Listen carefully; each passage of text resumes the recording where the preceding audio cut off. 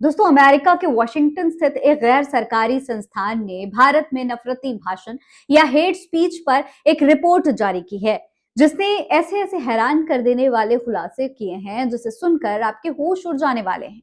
इस रिपोर्ट में क्या कुछ खुलासे हुए हैं, मुसलमानों के बारे में क्या खुलासे हुए हैं, हमारे देश के बारे में क्या कुछ लिखा है, सब कुछ बताएंगे आज के इस रिपोर्ट में। इसलिए वीडियो को पूरा जरूर देखिएगा। सलाम नमस्ते, मेरा नाम फरहीन अंसारी है और ये खबर आप मेरे official channel Farheen Ansari official पर देख रहे हैं। दोस्तों, भारत को दुनिया एक ऐसे देश के रूप में देखती है जहां रंग, भाषा, मजहब और संस्कृति की विविधता ही उसकी सबसे बड़ी ताकत मानी जाती है। प्रकृति की सुंदरता से लेकर खान पान, रहन सहन, भारत की पहचान हमेशा मेल जोल और आपसी सम्मान से बनी हुई है।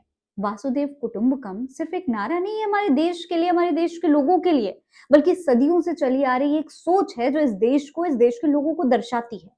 लेकिन हाल ही के दिनों में दोस्तों, ये जो तस्वीर है, ये धुंधली नजर आ रही है। सत्ता से जुड़े कुछ दक्षिणपंथी नेता अपने भाषणों के जरिए प्रेम या भाईचारे का संदेश नहीं देते, बल्कि नफरत और विभाजन की राजनीति को आगे बढ़ा रहे हैं। उनके शब्द समाज को जोड़ने के बजाय तोड़ने का काम कर रहे हैं। और इस आक्रामक राजनीति का सबसे आसान निशाना बार बार इस देश के मुसलमान, इस देश के अल्पसंख्यक बन रहे हैं। ऐसे माहौल में ये सवाल और भी गंभीर हो जाता है कि क्या ये सिर्फ सियासी बयानबाजियां हैं या फिर इंसाफ और इंसानियत के खिलाफ खड़ी सोच। इसी चिंता को और गहरा करती है अमेरिका के वॉशिंगटन स्थित एक प्रतिष्ठित गैर सरकारी संस्था की ताजा रिपोर्ट, जिसने हिंदुत्ववादी और दक्षिणपंथी विचारधारा से जुड़े नेताओं के भाषणों पर कड़ी टिप्पणी की है और भारत की सामाजिक एकता को लेकर चिंता भी जाहिर की है। इस रिपोर्ट का हवाला देते हुए बीबीसी ने कई बड़े बड़े खुलासे किए हैं। रिपोर्ट बताती है कि साल 2025 में भारत में नफरती भाषणों का ऐसा सैलाब आया जिसमें सबसे ज्यादा चोट मुस्लिम और ईसाई अल्पसंख्यकों पर पड़ी है। Report 2025 hate speech evidence in India नाम से प्रकाशित हुई है और इसमें शुरुआत में ही ये बताया गया है कि ये CSOH के the India hate lab project का हिस्सा है। इस रिपोर्ट के मुताबिक साल 2025 में भारत में प्रत्यक्ष रूप से नफरती भाषण के कुल 1318 मामले दर्ज किए गए। ये आंकड़ा 2024 की तुलना में 13% ज्यादा है और 2023 की तुलना में 97% ज्यादा है। यानी बीते 2 सालों में नफरती भाषणों की जो रफ्तार है वो और दुगनी होती चली जा रही है। इस तरीके के नफरती भाषणों को बढ़ावा देने और असामाजिक सौहार्द को बिगाड़ने की कथित तौर पर बीजेपी नेताओं और हिंदूवादी संगठनों के नेताओं पर भी आरोप लगे हैं। इसका जिक्र रिपोर्ट में भी किया गया है, बाकायदा लिखा हुआ है कि बीजेपी के नेता इस लिस्ट में सबसे ज्यादा हैं।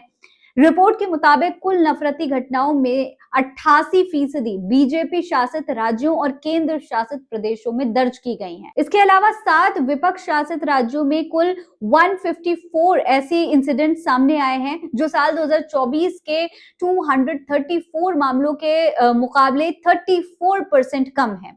अगर महीनों के हिसाब से देखा जाए दोस्तों, तो अप्रैल सबसे ज्यादा नफरती भाषणों का गवाह बना, जब अकेले इसी महीने में दोस्तों 158 ऐसे इंसिडेंट्स हुए हैं। खास तौर पर 22 अप्रैल से 7 मई के बीच में महज 16 दिनों में पहलगाम हमले और उसके बाद भारत पाकिस्तान के बीच बढ़े तनाव के दौरान 98% नफरती भाषण सामने आए हैं। रिपोर्ट बताती है कि 656 स्पीचेस में लव जिहाद, लैंड जिहाद, थूक जिहाद, शिक्षा जिहाद, वोट जिहाद जैसे शब्दों का खुलकर इस्तेमाल किया गया। उस पर कोई रिपोर्ट नहीं हुई। वहीं 308 स्पीचेस में सीधे तौर पर हिंसा भड़काने की बात सामने आई है, जिसमें 136 मामलों में लोगों को हथियार उठाने तक की अपील की गई है। इतना ही नहीं, 276 स्पीचेस में धार्मिक स्थलों को गिराने की मांग उठी है, जिसमें खास तौर पर ज्ञानवापी और शाही ईदगाह मस्जिद को निशाने पर लिया गया है। इसके अलावा 141 भाषणों में अपमानजनक और गाली गलौज जैसे भाषा के इस्तेमाल का जिक्र किया गया है। रिपोर्ट में उन नेताओं की भी लिस्ट जारी की गई है दोस्तों, जिनके नाम सबसे ज्यादा नफरती भाषणों से जुड़े पाए गए हैं। धार्मिक सौहार्द बिगाड़ने और मुसलमानों के खिलाफ नफरती भाषण देने के मामले में उत्तराखंड के मुख्यमंत्री पुष्कर सिंह धामी सबसे आगे हैं। उन्होंने 71 नफरती भाषण दिए हैं। इसके बाद दूसरे नंबर पर रहे प्रवीण तोगड़िया, जिनके नाम से जुड़े 46 स्पीचेस सामने आई हैं। तीसरे नंबर पर बीजेपी नेता अश्विनी उपाध्याय रहे हैं, जिन्होंने 35 हेट स्पीचेस दी हैं। रिपोर्ट में शामिल टॉप 10 लोगों की लिस्ट में उत्तर प्रदेश के मुख्यमंत्री योगी आदित्यनाथ भी शामिल हैं। योगी आदित्यनाथ 22 भाषणों के साथ 9वें पोजीशन पर हैं, जबकि अक्सर विवादों में रहने वाले यति नरसिंहानंद सरस्वती 20 भाषणों के साथ 10वें स्थान पर हैं। आज दोस्तों, जब भारत वैश्विक मंच पर खुद को दुनिया के सबसे बड़े लोकतंत्र के रूप में पेश करता है, तब ये जरूरी हो जाता है कि शब्दों और नीतियों दोनों में संवेदनशीलता और जिम्मेदारी दिखाई जाए। नफरत की राजनीति न तो देश को मजबूत बना सकती है, न ही समाज को सुरक्षित बना सकती है। सवाल सिर्फ किसी एक समुदाय का नहीं है, बल्कि उस भारत की आत्मा का है जो विविधता में एकता की मिसाल है। अब फैसला हमें करना है कि हम वासुदेव कुटुंबकम को सिर्फ किताबों तक सीमित रखना चाहते हैं या उसे जमीनी हकीकत बनाना चाहते हैं। इस वीडियो के बारे में आप क्या कहेंगे, कमेंट बॉक्स में लिखकर हमें जरूर बताएं। और अगर मेरी सच्ची पत्रकारिता को आप सपोर्ट करना चाहते हैं तो सुपर कॉइंस और सुपर थैंक्स के जरिए अपना सपोर्ट भी भेज सकते हैं। जय हिंद, जय भारत।